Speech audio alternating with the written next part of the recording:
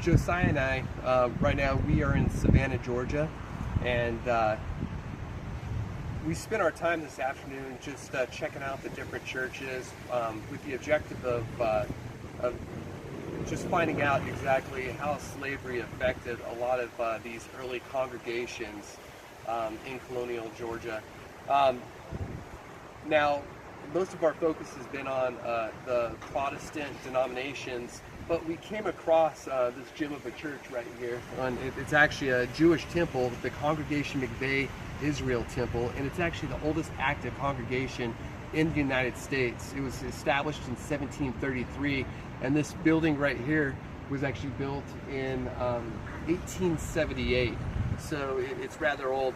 If you notice, and you can probably see it a whole lot more inside, it's actually neo-Gothic architecture, and it really doesn't look a whole lot different on the inside than a lot of the other churches, the older churches we've seen in South Carolina and Georgia. But interesting story, this specific congregation back sometime during the Spanish Inquisition, migrated to England, and then just prior to 1733 they took a ship. Their goal was to arrive in Charleston, South Carolina, but for some reason they ended up in Savannah. Now, getting into the issue of slavery, we asked what this congregation's experience may have been with slavery, and it was very interesting. She said that actually most of these people that came were actually business owners. They weren't planters, and so she doesn't believe too many of them actually got into that.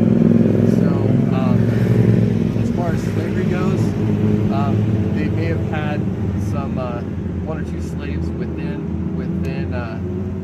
their households helping out, but as far as like mass slavery, that was something that she just didn't see this community participating in. She knew a lot more